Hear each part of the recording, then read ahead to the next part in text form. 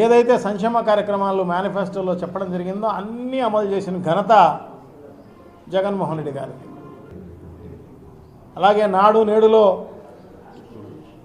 స్కూళ్ళు కనపడతాయి, హాస్పిటల్స్ కనపడతాయి, గ్రామంలో సచివాలయం కనపడుతుంది, రైతు భరోసా కేంద్రాలు కనపడతాయి, ఆ పక్కనే వెల్నెస్ సెంటర్లు కనపడతాయి,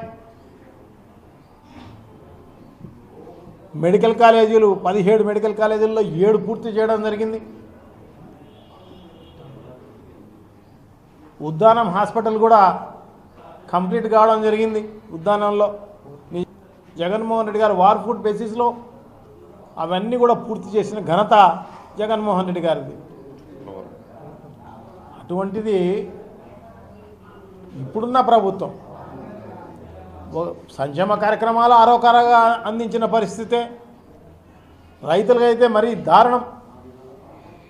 రైతులకు సంబంధించి దాదాపు 60-70% రైతు కార్మికులు ఉన్న ఈ రాష్ట్రంలో ఖర్చు పెట్టింది చాలా తక్కువ అని చెప్పి తెలియజేసుకుంటున్నాను. సంపద సృష్టి అని చెప్పి నేనైతే సంపద సృష్టిస్తా అని చెప్పేసేసి, ఎందుకంటే నాకు 45 ఏళ్ళ ఇండస్ట్రీ, నేను సంపద సృష్టిస్తా జగన్మోహన్ రెడ్డి గారి చేత కాలేదని చెప్పేసి చెప్పిన పెద్ద మనిషి అప్పులు చేయడంలో గొప్పగా ఉన్నాడు తప్ప పరిస్థితి లేదు. ఇప్పుడు ఈ సంవత్సరానికి సంబంధించి దాదాపు బయట మార్కెట్లో, ఓపెన్ మార్కెట్లో 76,182 కోట్ల రూపాయలు అప్పు చేస్తామని ఈ బడ్జెట్లో ప్రతిపాదించడం జరిగింది.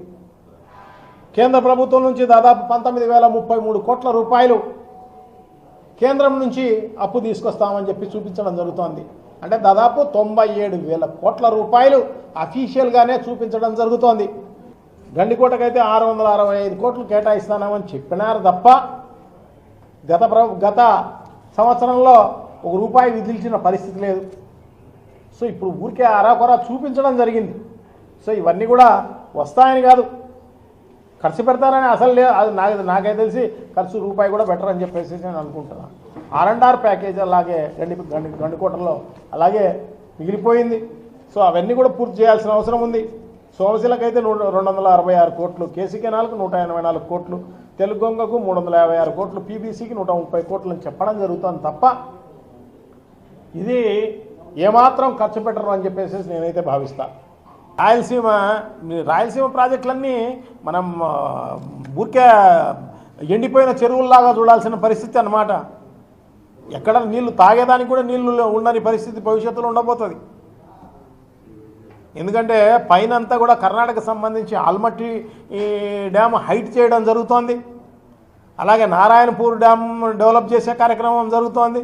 సో ఇవన్నీ కూడా చేయగలిగితే అక్కడ, ఎందుకంటే 150 టీఎంసీలు ఆల్మట్టిలో పెంచే కార్యక్రమం జరుగుతోందన్నమాట. సో అదే నిజమైతే, అదే పూర్తయిపోతే కిందికి అసలు నీళ్ళు వచ్చే పరిస్థితే లేదు. కర్ణాటక నుంచి అక్కడే ఆగిపోయే పరిస్థితి ఉంటుంది. అరాకొరా వస్తే తెలంగాణ వాడుకునే కార్యక్రమం జరుగుతుంది. రాయలసీమ ప్రాజెక్టులకు అసలు నీళ్ళే ఉండని పరిస్థితి. సో ఇటువంటి పరిస్థితుల్లో పూర్తి చేయగలిగితే అంతో ఇంతో ఉపయోగం ఉండే కార్యక్రమం జరుగును. సో అటువంటి దానికి రేవంత్ రెడ్డి అడిగినాడనో లేకుంటే ఇంకొకరే అడిగినారనో ఆ రకంగా మనం త్యాగం చేసే కార్యక్రమం. ఎందుకంటే ఓటుకు నోటు కేసులో ఆయన రావడం జరిగింది కాబట్టి దానికి ఇద్దరు తోడు దొంగలన్నమాట, రేవంత్ రెడ్డి గారు అయితేనే చంద్రబాబు నాయుడు గారు. సో వీళ్ళు తప్పించుకునే దానికి ఫోరెన్సిక్ ల్యాబ్నే కాల్చేసిన పరిస్థితి అనమాట. 3 ఏళ్ల కాలంలో 21,600 కోట్ల రూపాయలు నిరుద్యోగులకు అందరికీ ఎగరగొట్టిన పరిస్థితి అనమాట, వాళ్ళకు ₹1 ఈకోకుండా. అలాగే ఆడబిడ్డ నిధి కింద దానికి 97,200 కోట్ల రూపాయలు ఈ 3 ఏళ్లలో ఎగరగొట్టడం జరిగింది. ఆడబిడ్డ నిధి కింద 18,000, నీకు 18,000, నీకు 18,000, నీకు 18,000 అని చెప్పి అందరికీ మహిళలకు ఇచ్చింటే 97,200 కోట్ల రూపాయలు ఇచ్చి ఉండాలి. సో అది ఎగరగొట్టడం జరిగింది. అదే కాకుండా ఎస్సీ, ఎస్టీ, బీసీ మైనార్టీలకు సంబంధించి 50 ఏళ్లకు పెన్షన్ అని చెప్పి అది ఉరువే లేకపోయినందువల్ల 28,800 కోట్ల రూపాయలు ప్రజలకు ఎగ్గొట్టడం జరిగిందనమాట. ఎలక్షన్లు అయితే గొప్పగా చెప్పడం జరిగింది, మేము అది ఇస్తాం ఇది ఇస్తామని చెప్పేసి. ఈ మాత్రం జగన్మోహన్ రెడ్డి గారు చెప్పినంటే మొత్తం 175 సీట్లకు 175 సీట్లు వచ్చిండు.